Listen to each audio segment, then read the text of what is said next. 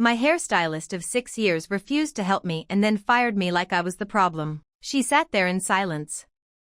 Not a single word.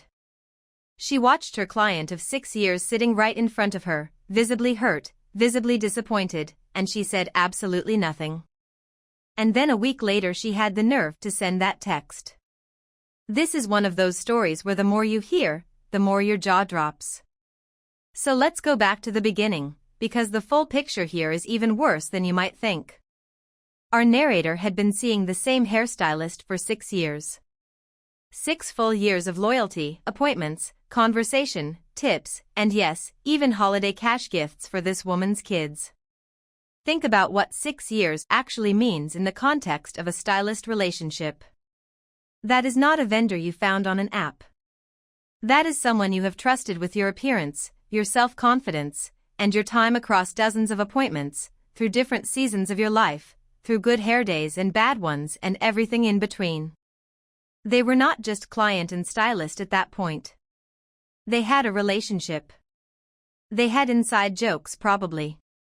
They had the kind of easy back and forth that takes years to build with another person. And when you have that kind of history with someone who does your hair, you build trust. You build a shorthand. You expect that when you raise a concern, the person on the other end of that relationship is going to take it seriously. Because that is what you do for someone who has shown up for you, consistently, for 6 years straight. The issue came down to resistant grays. If you have ever dealt with resistant gray hair, you know this is not a vanity complaint.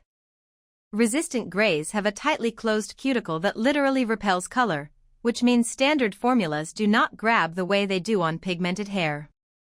The result is patchy coverage, fast fading, and that stubborn wiry texture that no amount of conditioning seems to fix. It is a genuinely tricky technical problem that requires a stylist who is engaged, curious, and willing to problem solve alongside their client. Our narrator had been bringing this up repeatedly over time, not in a demanding or dramatic way, but the way you would bring up any ongoing concern with someone you trusted to help you figure it out. And the stylist's response was minimal at best. She added a few drops here and there. She incorporated a suggestion or two when the client did the research herself and handed it over on a silver platter. But she was never really driving the solution. She was not going home and looking things up. She was not reaching out between appointments with ideas. The client was doing the heavy lifting every single time and the stylist was just along for the ride.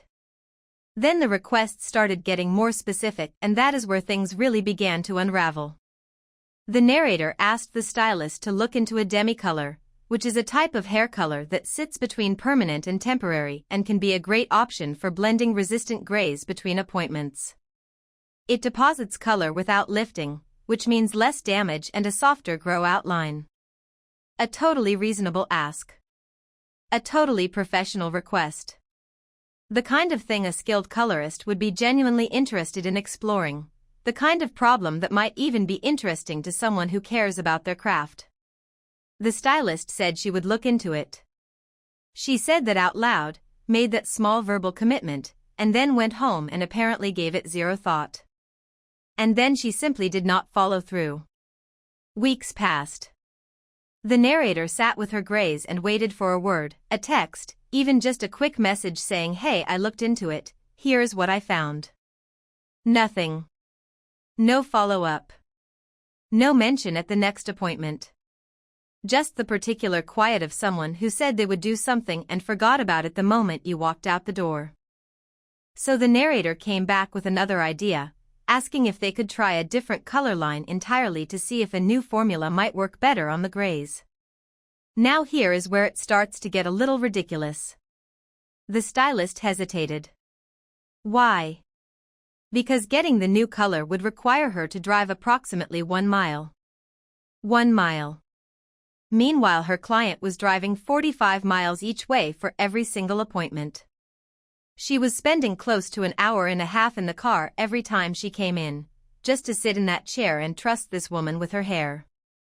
The math on that is not math that favors the stylist's reluctance, not even slightly. 1 mile versus 45 miles. And the person driving 45 was the one being made to feel like she was asking too much. At this point, our narrator had already been the one doing the research, bringing the ideas, and essentially guiding her own hair appointments.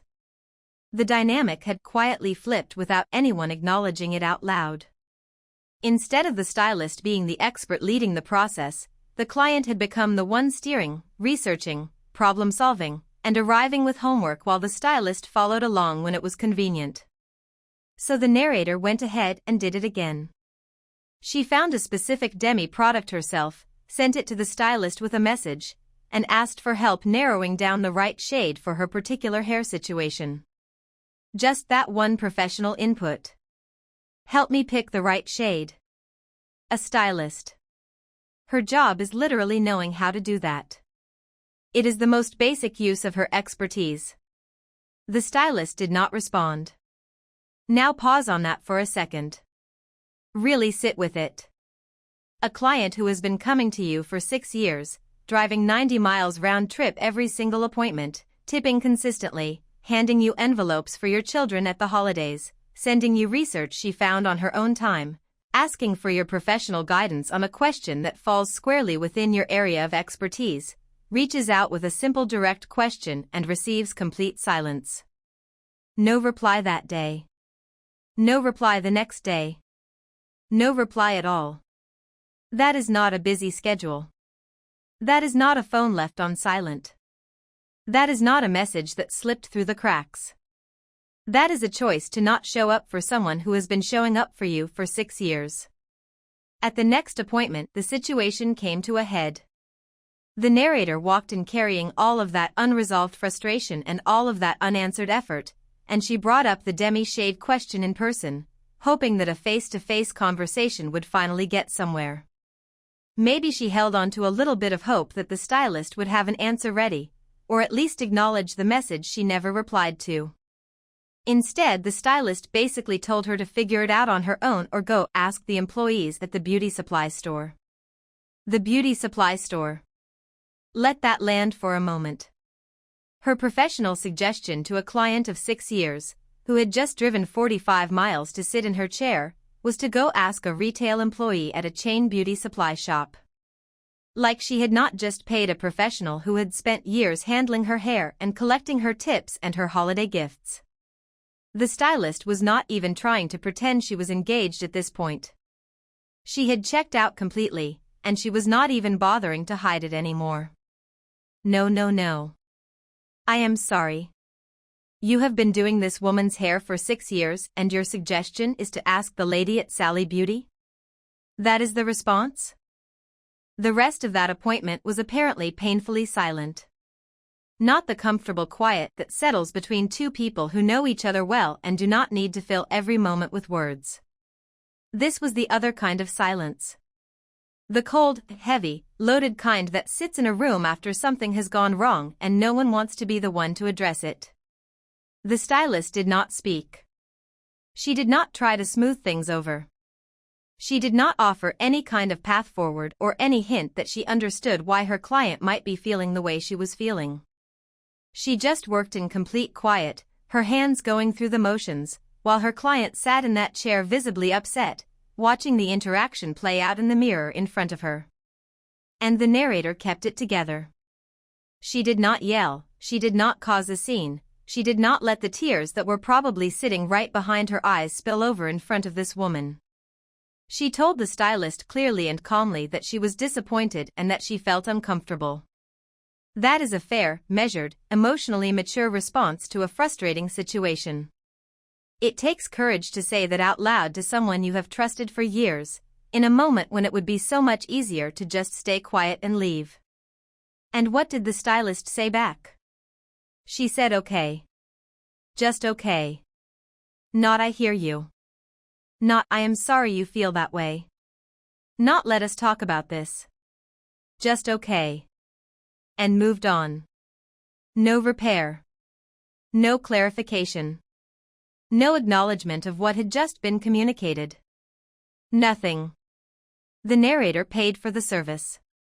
She added her usual 20% tip, because that is the kind of person she is, the kind who follows through on her own standards even when the other person has stopped meeting theirs. You have to think about what that moment must have felt like, pulling out her wallet after everything that had just happened, counting out the tip she always left, doing right by someone who had just told her to go ask a stranger for help. There is a particular kind of heartbreak in that, in honoring a relationship that the other person has already quietly abandoned. She walked out, got back in her car, and made the quiet decision not to return. That is actually a very composed way to handle something that had clearly been building for a long time, not just that single appointment but across months of accumulated small disappointments and ignored requests and one-sided effort. She did not explode in the parking lot. She did not fire off an angry text the minute she got home. She did not leave a scathing review while her feelings were still raw and the hurt was still sitting right at the surface. She just decided she was done, and she left, and she carried that decision with the same quiet dignity she had carried herself through the entire appointment. And then 1 week later, as if the story needed one more twist, the stylist sent a text. Not a phone call. Not an apology. A text. The text informed the narrator that the stylist had decided to cancel the upcoming appointment and end the business relationship because she values mutual respect and this is no longer a good fit. Imagine being on the receiving end of that message. Imagine sitting there reading it after everything you had been through, after 6 years of showing up and tipping and gifting and driving and researching and trying, and seeing this woman describe the situation as a mutual respect problem. As if the two of them had been equally failing each other. As if this were a balanced equation where both sides had come up short. Let that sink in. She fired the client. After the client had already mentally left. After being the one to go silent, dismiss the concerns, refuse to engage, ignore the message, tell her to ask a retail store employee, and say okay to a genuine expression of hurt. She wrapped herself in the language of mutual respect and decided to make herself the one drawing the boundary. She took the most passive, checked out behavior imaginable and reframed it as values. Oh, the audacity.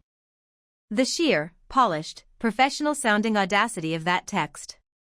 But here's what really gets to you when you sit with this story. It is not just the last appointment. It is the whole pattern laid out from beginning to end. A client who drove an hour each way to see you, every single time, without complaint, rearranging her schedule and her weekends around your availability.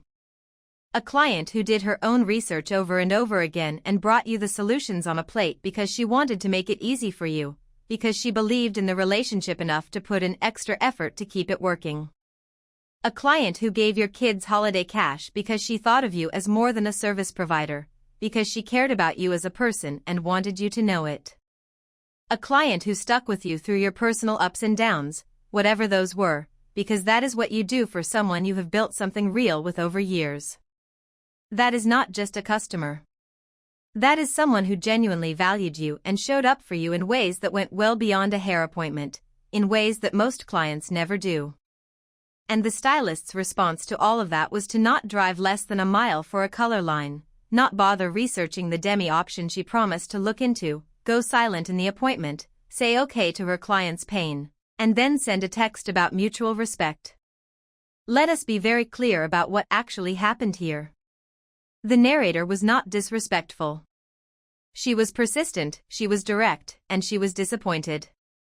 Those are not the same thing as disrespectful. Disrespectful would be leaving without paying. Disrespectful would be leaving a scathing review full of personal attacks. She did none of that. She tipped 20% after a terrible experience and communicated her feelings calmly and honestly. What the stylist did, however, was dismiss a long-term client's legitimate professional concerns, go cold and silent during a service, offer zero effort at resolution, and then reframe herself as the injured party in a text designed to look like she was protecting her values. The loyalty of 6 years meant something to exactly one person in this relationship, and it was not the one holding the color brush. The narrator is not the asshole here. Not even close. She stayed patient far longer than most people would have, she advocated for herself without cruelty, and she handled the exit with dignity. The only thing she might consider doing differently next time is not waiting 6 years to find a stylist who actually listens. I blocked kids from cutting in line at a fair and the mom came over screaming at me. 9:21 p.m. She was standing there in a long line at a fair, watching a group of kids wave in friend after friend after friend, and nobody was saying a word. Nobody except her. The fair was supposed to be a fun night out. Summer energy, kids running around, that easy loose feeling of a warm evening with nowhere to be. The air smelled like fried dough and popcorn, the kind of smell that hits you in the chest and immediately turns you into a 10-year-old again. Colored lights blinked against the darkening sky and the sound of music from the different rides layered together into that specific fair noise that feels like pure childhood. Our narrator brought her family out to enjoy exactly that. A simple, uncomplicated, good night. But sometimes the universe decides your fun evening is going to come with a side of life lesson, and on this particular night that lesson came in the form of a group of 4th and 5th grade girls with absolutely zero hesitation about cutting the line. The first time it happened, our narrator took it in stride. There were 2 girls in front of them waiting for a ride, and a few minutes in 5 more showed up and joined. Not ideal, but also not a crisis. It happens at fairs. Kids find their friends, groups move together, it is a little chaotic and most of the time you shrug and move on. She stood there doing the internal math that every patient adult does in that moment, weighing the annoyance against the energy it would take to address it, and deciding it simply was not worth it. The narrator even used it as a small teaching moment for her own kids, turning to them and telling them quietly that you have to stay alert because sometimes people will move ahead of you. A realistic and fair thing to say. Except the girls heard it. And instead of taking the gentle hint, they waved in 2 more. Just like that, the group in front of them went from 2 people to 9. That is not a mistake. That is a power move by a 10-year-old. Still, the narrator let it go. She took a breath, looked at her kids, and reminded herself that this was supposed to be a fun night. Fine. Moving on. Not worth the energy. But then it happened again in a different line, a much longer one this time, and this is where the story picks up real momentum. She and her son had been waiting for a while, working their way through a slow-moving queue the way you do, inching forward every few minutes, doing that shuffle where you look around and check how far you still have to go. They had been patient, they had been pleasant, and as they got closer to the front they watched the same group of girls let 3 more people join them while the line crept forward. The frustration that had been sitting quietly in the background started to feel a little louder. At this point it was less of an accident and more of a lifestyle. They got close to the front where there was a physical barrier in place, the kind that makes it much harder for people to slip in without being obvious about it. Our narrator, who by her own admission is a teacher and is therefore professionally trained in the art of watching people do exactly what they are not supposed to be doing, positioned herself near the barrier with the quiet and practiced awareness of someone who has spent years monitoring a classroom for exactly this kind of calculated misbehavior. A group of 4 more girls showed up to join the original cluster. The girls regrouped. They whispered to each other and shifted on their feet and scanned the barrier with the focused energy of people trying to solve a problem. They tried to find a gap and could not. They tried again from a slightly different angle. The narrator watched them go through this little strategy session and felt that familiar teacher instinct light up in her chest. She could tell from their body language, from the way they huddled and glanced around, that they absolutely knew what they were doing was wrong. They were not confused. They were calculating. Look. Kids cutting in line is annoying, but it is also developmentally normal. They are testing boundaries. They are figuring out social rules and how far they can push them before something pushes back. That is fine. That is actually just childhood. But there is a meaningful difference between a little kid accidentally drifting to the front and a coordinated group of 9 or 10 children repeatedly letting friends in across multiple rides while the same family stands directly behind them and watches it happen over and over again. One is an accident. The other is a pattern. And patterns deserve a response. So she turned around and said calmly and clearly that if the girls wanted to join the line they would need to go to the back and wait like everyone else. That is it. That is the whole statement. No raised voice, no pointed finger, no drawn-out lecture about fairness and community and what kind of people we want to be. Just a simple and fair articulation of how lines work, delivered in the same even tone a good teacher uses when redirecting a student. She was not unkind. She was not dramatic. She said one sentence and turned back around. And then the girls ran to their mom. Oh, here we go. The mom came over ready for a confrontation. You could probably picture her before she even arrived, the posture already set, the expression already arranged into something defensive and certain. She was not interested in context. She did not ask what happened or what was said or what had been going on across the last 3 rides. She came in swinging with the accusation that the narrator had been yelling at her children. Our narrator, who by this point was clearly operating in full teacher mode, stayed completely calm and explained that she had not yelled, that she had simply told the girls to go to the back of the line, and that this was the 3rd time across multiple rides that the group had jumped ahead of her family. She laid it out clearly, without heat, without aggression, like someone presenting facts that were not up for debate because they were simply true. She gave the full picture. She did not apologize for saying what she said. The mom walked away. No apology, no acknowledgement, no real resolution, just the particular silence of someone who heard everything and chose to absorb none of it. And then, in one of those genuinely satisfying moments of fairground justice, the operator of the ride apparently witnessed the whole thing and waved our narrator and her son to the very front of the line, right past all the girls, and let them ride first. The universe, it turns out, had been paying attention. And it had opinions. Now the narrator herself wonders if she was a little petty for standing up to children. Let us address that head-on because it is actually an interesting question. She is a teacher. She deals with this kind of boundary testing and entitlement professionally and daily. She came to the fair as a parent trying to model good behavior for her own kids. Those two things together create a very understandable sensitivity to exactly this type of situation. Was she a little more attuned to it than the average adult bystander might have been? Probably. Does that make her response wrong? Not at all. Here is the thing about what she actually did. She waded through the first incident without saying anything. She waded through the second. She only spoke up the 3rd time, in a long line, after watching a coordinated and deliberate effort to let multiple people in past her family. She used a calm voice and said one sentence. She did not humiliate anyone. She did not involve parents. She did not turn it into a scene. She drew a line, literally and figuratively, and she communicated it clearly. That is not petty. That is parenting by example. The real story here is the mom's reaction. Because here is what that mom walked over and did.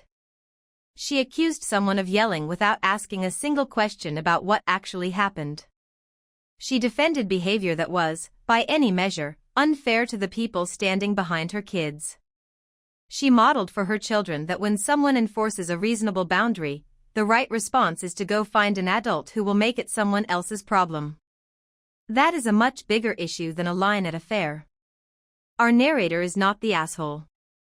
She is a teacher, a parent, and someone who waited patiently through 2 full rounds of this before saying a word. The kids were not being malicious, they were being kids. But kids need to hear the word no sometimes, and it is actually a gift when a calm adult says it plainly and without drama.